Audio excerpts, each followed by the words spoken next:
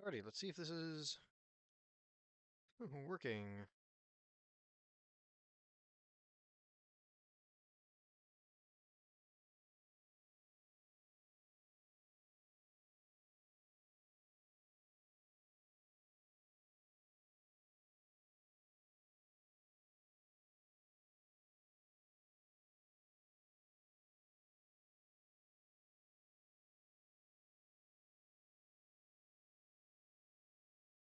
Oh, are we live? Is it working? Please tell me it's working. That looks like it. Alrighty. Great, we got it just in time then. Cool. So, for whatever reason, StreamYard is not working today. This evening. So, yeah, we are back to streaming on OBS. So, obviously it's a little bit strange, but we are here. We have 1 minute left to make this first pick, which is just going to be CD lamp, but we're going to make sure that we get it on camera for you guys. I also need to make sure that I get this on uh, like settled well.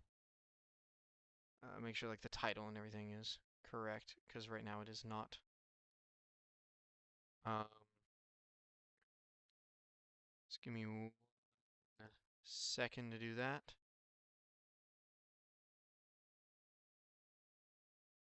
As we will manually select CD lamp with 10 seconds left. What do you mean?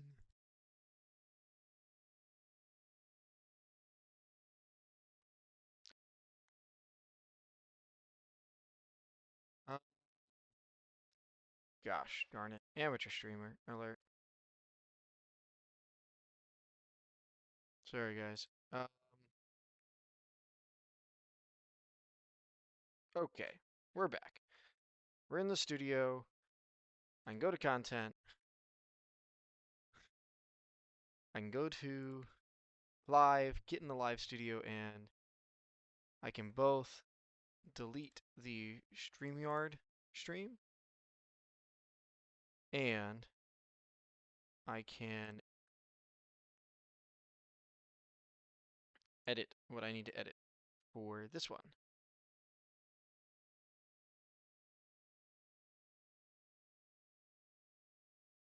Great. Alrighty. Well, we're here. Kind of.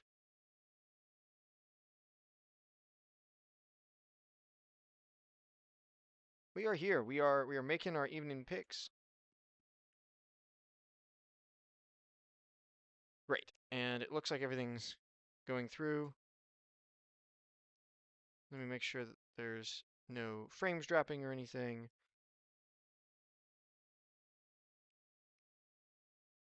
With um,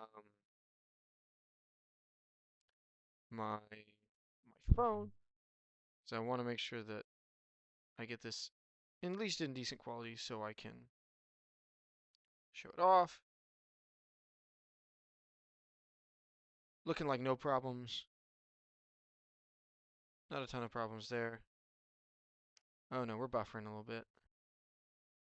Yeah, yeah. Many such cases.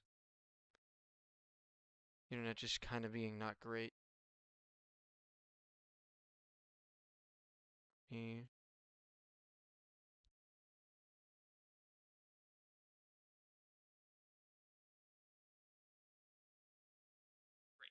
it looks like everything's okay.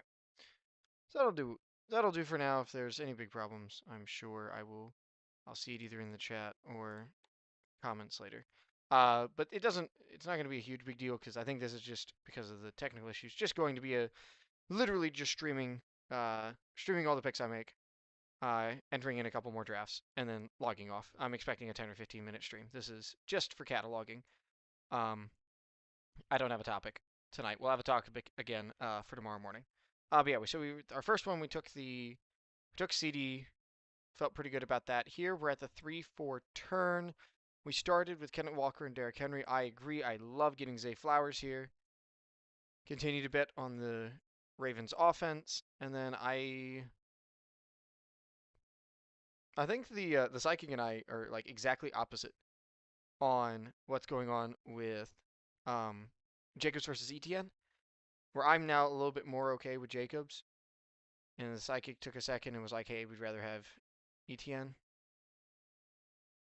So we DMP'd Friday. Like, I don't know. I'm just not worried about it. So I'm going to continue to take Josh Jacobs. Uh, for now, obviously, if that changes, I will. If what we're hearing changes, I'll update my thought process on that. But for right now, that should be fine. Uh, Now we have Amon-Ra St. Brown going with Bowers here. Explained Bowers over HN many times, I feel. So I don't think I need to explain again that Bowers has a better schedule. Bowers is on a team that is expected to be better, and feels nice. Oh, wow. I'm surprised at how lagged, how behind the stream is when I do OBS versus StreamYard, but such is life. The important thing is the stream's getting out there, getting done, so that we can see the picks.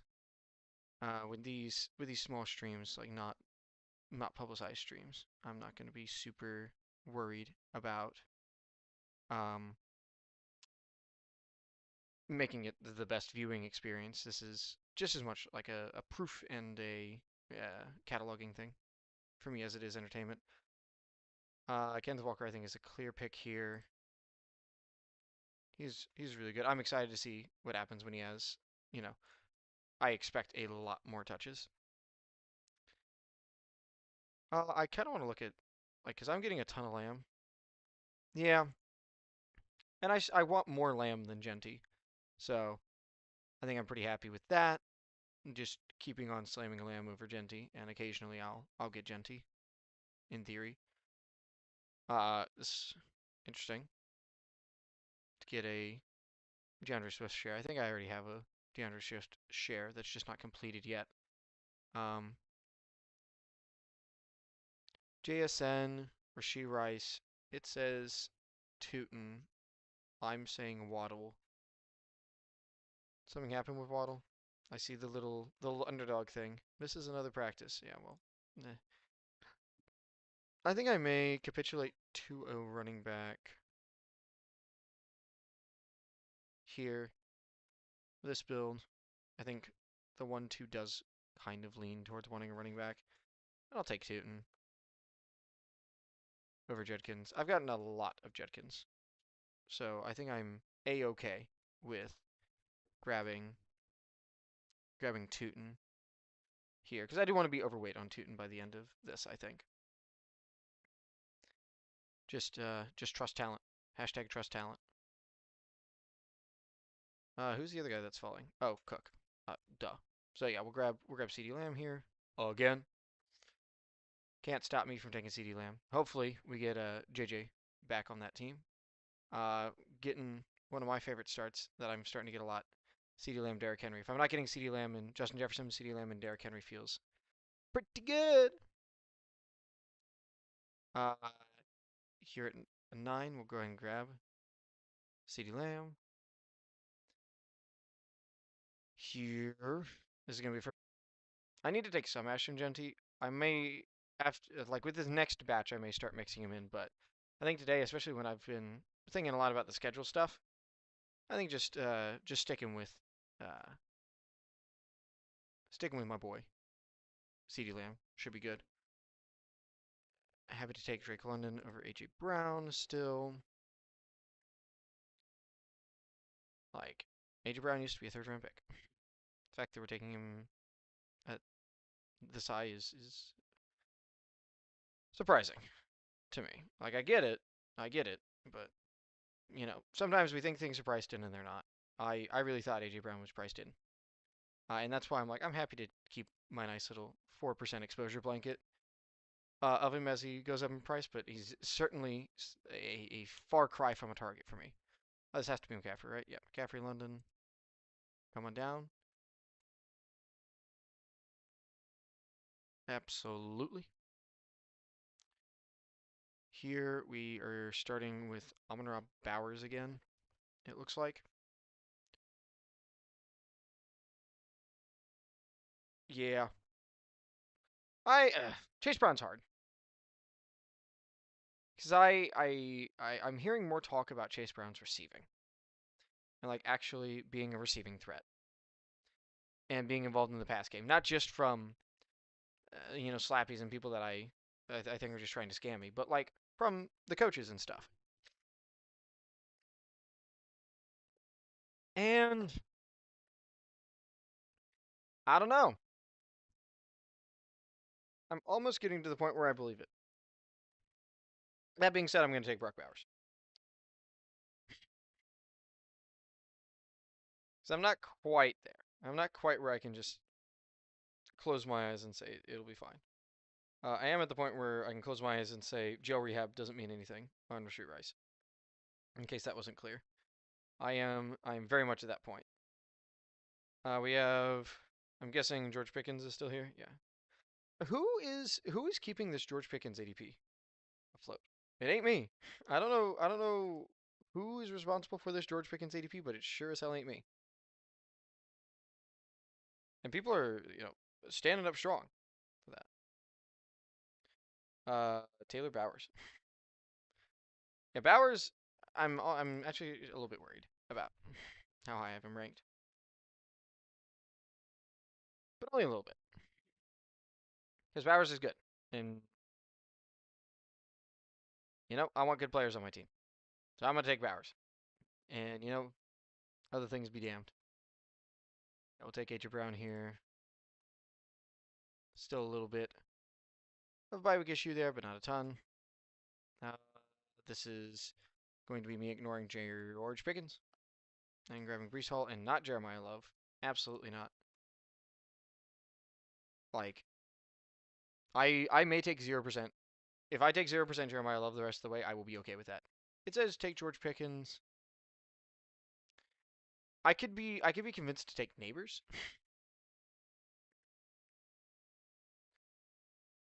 um, but not Jeremiah Love. I'm not taking Jeremiah Love. I think I'm just gonna, yeah, because I think I still want more Rice than Neighbors at the end of the contest. Like I'm under Zay, but I think that is still a bit of a reach, and we have like mini bye week issues there. So yeah, we'll grab Rice. Here I think is right for this team. Pick 11. You better believe we're locked in on Cedric Lamb.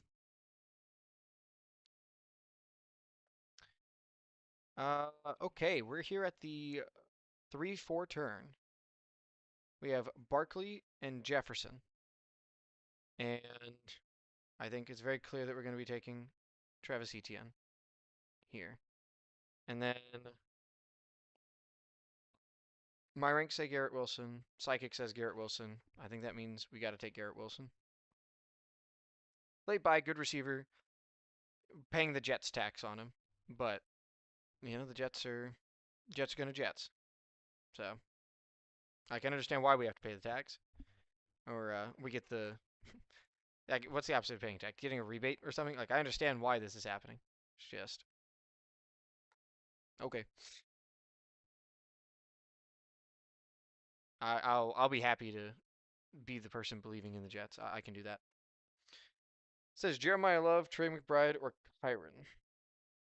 I could maybe be convinced of Kyron. Um, yeah, with the like, if I had Javonte there, I think I'd take Flowers. As is, I'm gonna take Rice.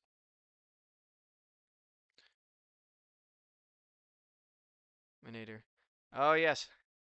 How you doing? Go AZ Cards. It's good to see you.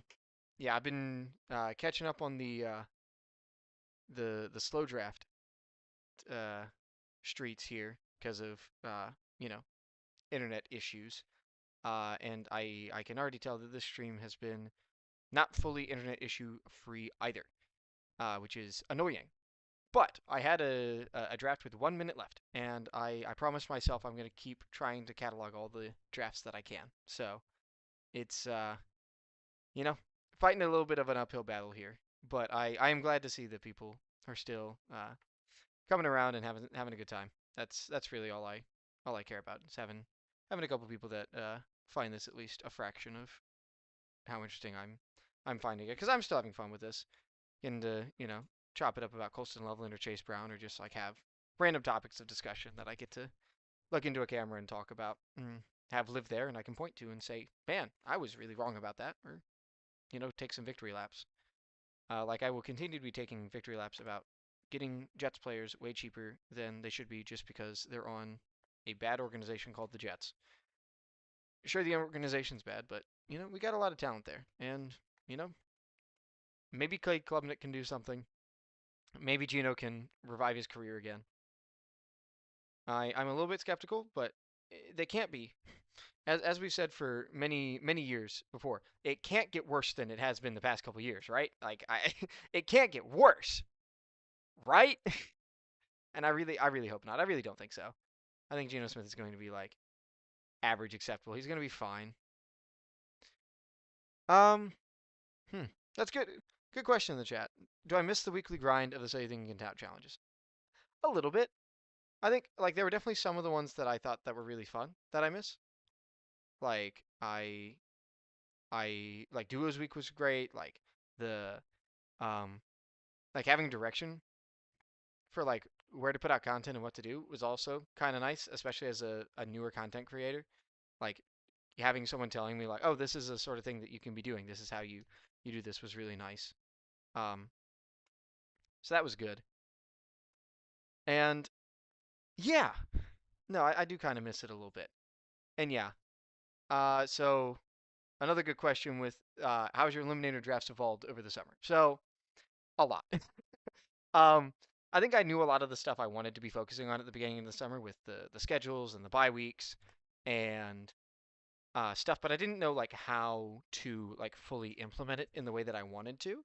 And I think that I'm in a lot better place with uh, implementing what I want to index as I think the biggest advantages that you can exploit in this contest. Like going over the other day, talking about the teams with the easiest and the hardest strengths of schedule over the first 3 weeks and the first 8 weeks.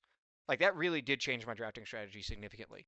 I moved a bunch of Baltimore players up because their early schedule is just ridiculously easy.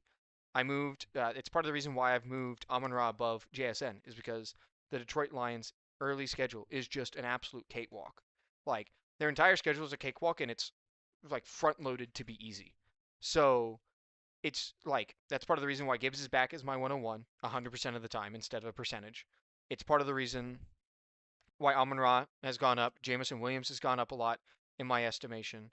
A lot of the Cowboys have gone up. George Pickens hasn't quite made it there because I think people are over indexing on one good year out of wide receiver two that had a lot of time with his wide receiver one out. Um, but I'm at least considering George Pickens in a couple of these spots when I really wasn't earlier. And I think just having the strategy of hammer players that are going to have easy schedules early and that are on good teams with good players has been a good strategy for me. And I think it'll be a good advance rate strategy in the early parts of the season. And then I think at that point, when we get to week 8, week 9, and 10, that's when I'm more comfortable just saying, hey, what's going to happen is going to happen. But if I can get more than my fair share of teams to those rounds, I think that's the strategy that I am really happy with moving forward with, and I think that I've been able to actually execute that now. To take the scheduling into account, I have a much more like nuanced understanding of how many buys I can have on a team, like how I can spread them out. I have a much more nuanced understanding of like specific player profiles and like the specificity of stuff. The specificity of early season production, late season production, and how both the schedule and like our understanding of the player like fits into that. I think yeah, doing the streaming thing like actually having to reinforce my opinions and talk about it day in and day out has like really helped me not just in the Eliminator, in all fantasy forums, just like strengthen what I think my opinions are, which has been really nice.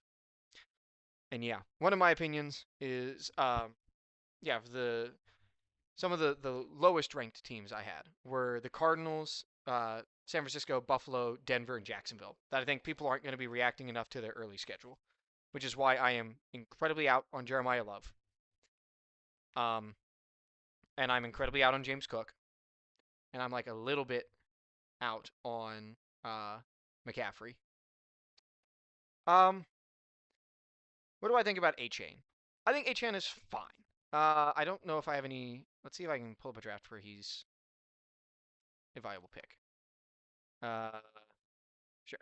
So he's going at an ADP of 18.2, and I have him ranked 18. Unfortunately, I get very little of him because I'm hammering Bowers.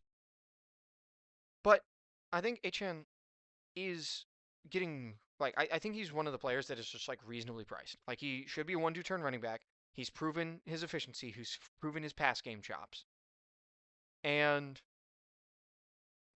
I think if you're taking him in the second round, it's perfectly reasonable. It's not who I'm targeting there right now because I am so in on Brock Bowers, but that's more me being really excited about Brock Bowers and the Vegas offense than it is anything about these second round running back profiles of like Hampton or Achan. Like Malik Willis is probably not going to throw to the running backs a ton unscripted, but there's still going to be tons of scripted targets for Achan, and he is still an explosive, efficient runner that doesn't have a lot of uh, competition on his team for touches. So he's gonna get a lot of touchdowns in a bad offense, and I think this is a reasonable price for that. Like he's a better version of Brees Hall. Like I think everyone can agree that Devon Achane is more talented than Brees Hall, and the teams are probably going to be both quite bad.